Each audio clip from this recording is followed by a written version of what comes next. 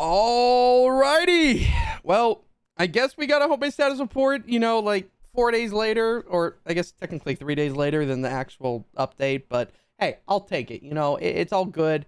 I mean, it wasn't really anything big, so I didn't expect anything to, a home base status report at all. So, but might as well go through it. I like covering them no matter what because, covering Save the World's fun. And, I want to share the information that they give us. And there's a few things I want to talk about. So, let's just go through the homepage status report. FROSTNITE challenges week 2 melee. This is just the not new, but the weekly challenge for FROSTNITE. All you have to do is do this. You get back up. Hold on. Sorry, I'm getting ahead of myself. Melee, you only get to use melees throughout the actual FROSTNITE run. It's really fun. I actually just posted mine. I'll put it down in the description if you want to go check it out. It's really, it really is a blast playing it, and it's kind of a challenge in itself in like own way because you only use melee weapons. So yeah, but that's out if you want to get the banner, and you can also grab the tree of light, which you have to survive for 30 minutes in the melee, which this weapon is really good. It's a great melee weapon. You should definitely grab it. All it is 30 minutes. Now, you don't have to go for the full run, but if you do decide to only do 30 minutes, there is a way that you can just end it. You can't just leave the game. You actually have to either start a wave and then fall off the map, or just let the husk into the objective, to the burner, and just fail it after the 30 minutes are completed. Because if you just leave the game, the actual Tree of Light won't be given to you, and the quest won't be rewarded. So yeah, and then we also have introducing Colby in the full Realize pack. This is the new Save the World pack. I've talked about this in the daily yesterday. The pack's really cool. I think it's something that you should get if you don't already own Save the World. But if you already own Save the World, you probably shouldn't buy it unless if you want the cosmetics and the V-Bucks with it. But there's no beneficial thing for buying this pack if you already own Save the World, and it's not even discounted for Save the World people that already own Save the World. So I think it's a little messed up. The skin itself is actually pretty cool. I like the VR kind of feel to it, and it's just overall it's pretty cool. And then of course like the little pickaxes, which is just VR controllers, which honestly I think this goes the skin's really cool. If this skin was in the item shop, I would be consider buying it, but it's a pack that's not worth it because I already own Save the World and I don't need V-Bucks because I'm a founder. So I really wish they would rethink the Save the World packs and make a discount for Save the World owners already. Maybe like $4 off or something, but they don't, and maybe in the future they will change this. But so far the pack's out. Now if you don't own Save the World, I do recommend getting it, because not only do you get access to Save the World, which is a really fun mode,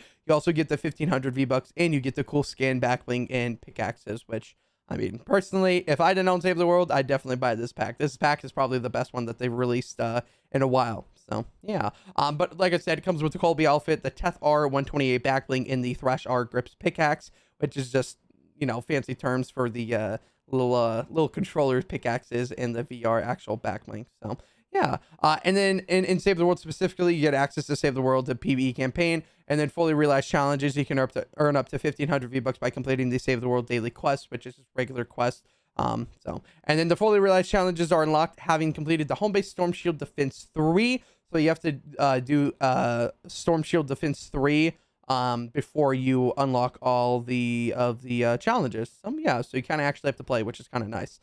And then also note the cosmetic items of this pack are usable throughout Battle Royale, Save the World, and Creator-Made Islands. This new pack will have no impact on existing founder daily login rewards or V-Bucks earned through gameplay, which is exclusive to early access founders. These items may appear in the Fortnite item shop in the future. So I kind of like that. They do mention that these items may appear in the Fortnite item shop by itself. So if you do want the skin and not Save the World access, you can do it that way, or you already don't Save the World and you don't get a discount. I think that's cool that they do mention that it might be in the shop in the future. So kind of cool. Hopefully that's what they mean. But yeah, you don't get founders buying this pack, and you will never get founders in the future packs. But I mean, never say never, really. But yeah, they will probably never make founders ever again. So kudos to all the people that are already founders. And then we have Black Knight Garridan returns. Black Knight Garridan makes his return to the event store. Black Knight Garridan's standard perk is Knight's Impact, which he will increase your hardware impact by 33%. He's really good for sub, so like when putting it in like subclasses, he's really good because that increased hardware impact is really good.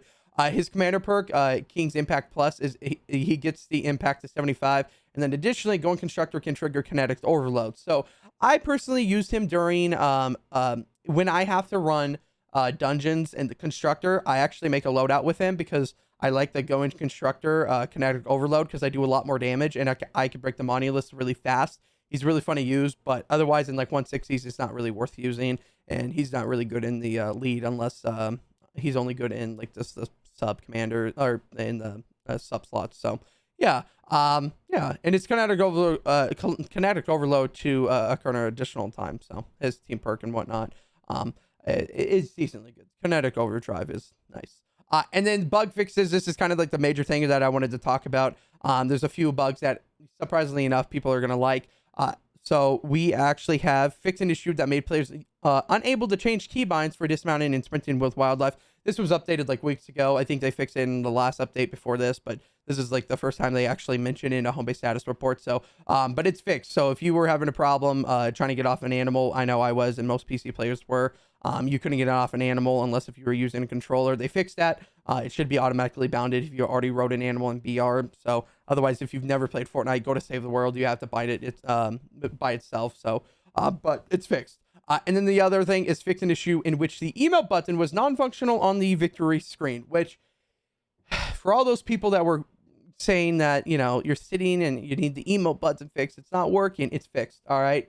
I personally believe that, like, I didn't really care at the with this. I mean, I don't really emote towards the end, maybe occasionally, but I know a lot of people really wanted to emote towards the end of the matches. So there you go. Do that. You can emote finally. That's nice. Big update. Wow. If we ever complain about a small bug again, I mean, great. Gosh.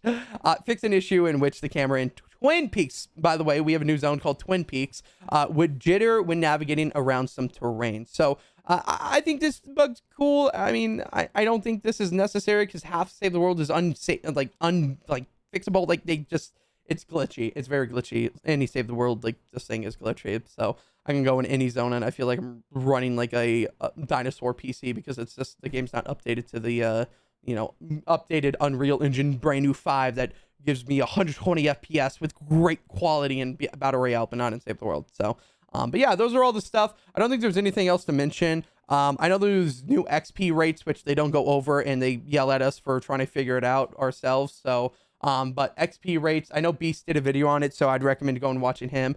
I think I'll just put his video down below and I'll put his channel too. So if you want to go over there and subscribe to him, you can. But yeah, that's pretty much it. That's everything in the home status report. Nothing really crazy. The only thing that's really probably exciting is the fixed issue with the emote button. So you guys can finally go emote. So stop yelling at people and asking why it's not working. So yeah, otherwise that's it. Remember, subscribe, notifications if you want to keep updated on Fortnite.